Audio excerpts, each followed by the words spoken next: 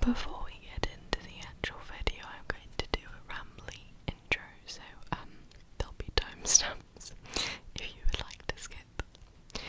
Okay, first of all, I have nails because I have been trying not to bite my nails, and therefore my fiance, who is awake and over there, and and yeah, she bought them for me to help me not bite them, and also for tapping purposes. So that's cool. Also, I have not been able to film in a very long time because I've just had nothing but background noise. I've done this intro many times in many different ways because things kept happening and I was being specific about the things, but now there's just been so much that's happened that I'm just gonna sum it up with a background noise. Oh, and having my booster jab, which knocked me out on my usual filming day. So anyway, I am trying to post on Fridays because I enjoy it, but if I don't, it's usually because of background noise that I haven't been able to film, or yeah.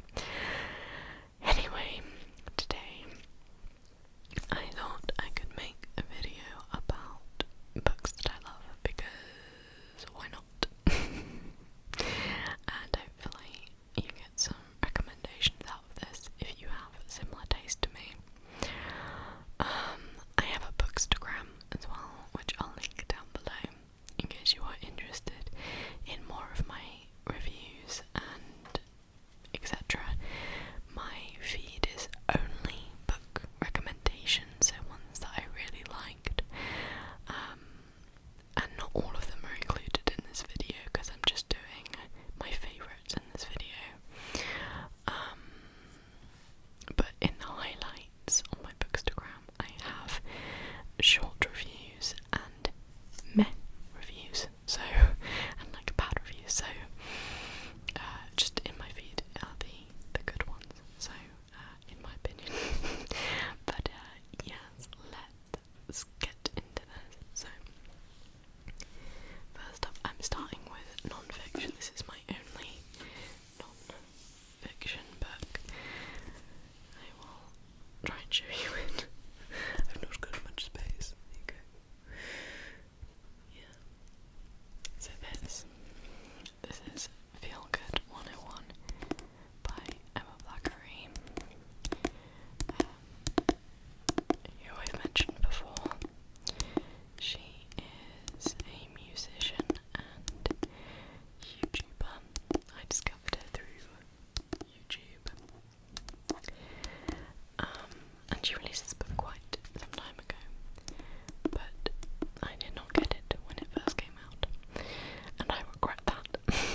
I massively regret that, because I thought it was just a self-help book, because I mean, I don't like self-help books, they're just not for me, they just make me irritated. So I was like, yeah, I don't really want to read that,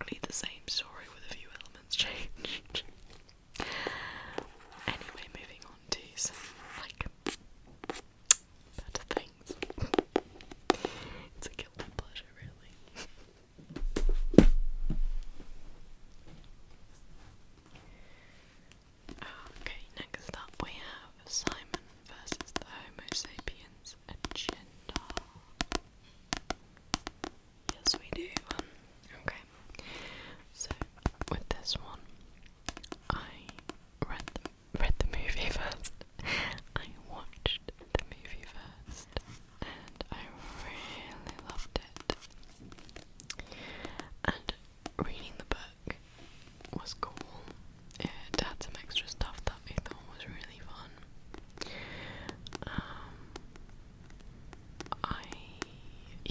I really enjoyed it. That's why it's on my favourites, of course.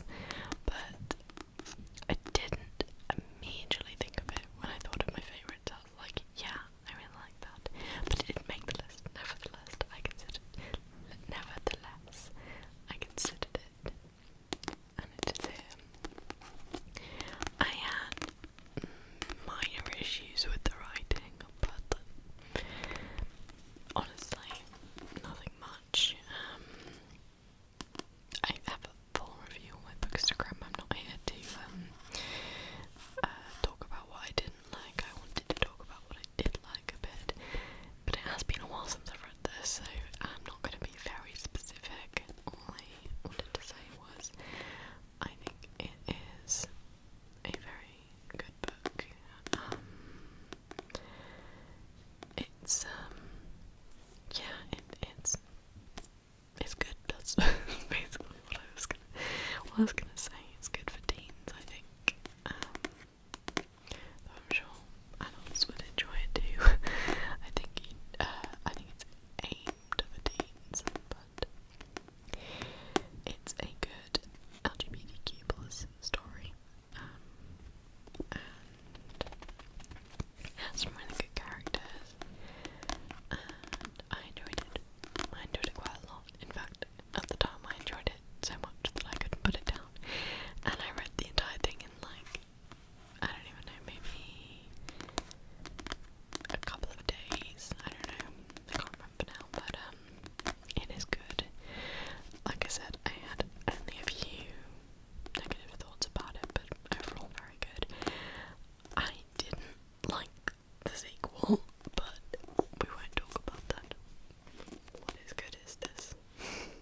And you might like the sequel, so if you have read this, do give the sequel a go, like, because my taste is going to be different from yours, no doubt. I did do a full review on what I thought about the sequel,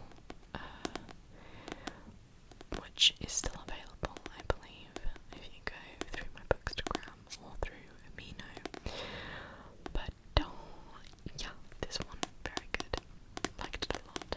I will move on now because I haven't read it in a while and I don't remember all the details. I just knew that I wanted to put it in this video. Okay, next up we've got Girls Made of Snow and Glass.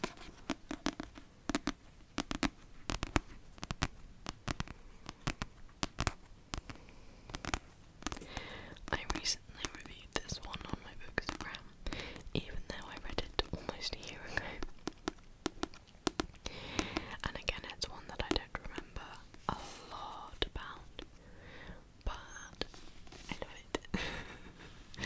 I'd kind of like to, the ones I don't remember a lot about, I'd eventually like to reread them, but I want to reread my, like, top of the list favourites first.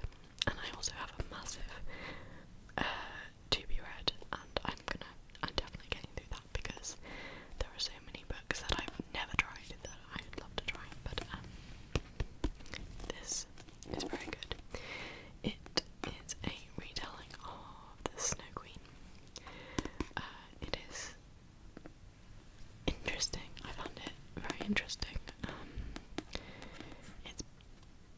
I really enjoyed the writing style. I thought that was quite it was quite smooth, and just, yeah, I just thought it had some interesting pieces of dialogue and description. It was I don't know, it's a very, I would say it's quite unique, at least it's unique in what I've read. It feels it's a very specific vibe. I don't know how to describe it. I promise my written reviews are better than this. I spent some time thinking about what I want to say, but yeah, it was interesting.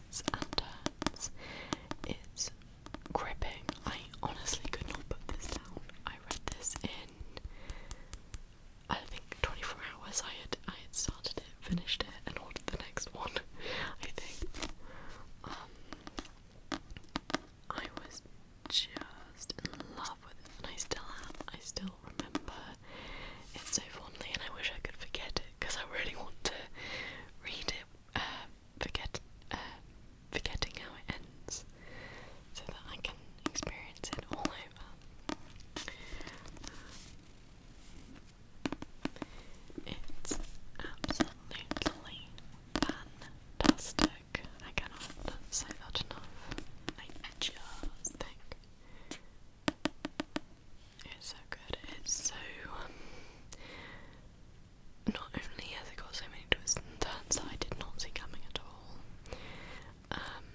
the characters are fantastic. Ace and the ships. Although actually I only have one ship, I think. Do I? It's been a little while. No, I think I only have one ship, but the ship that I love is great. I think the writing style is straightforward, but it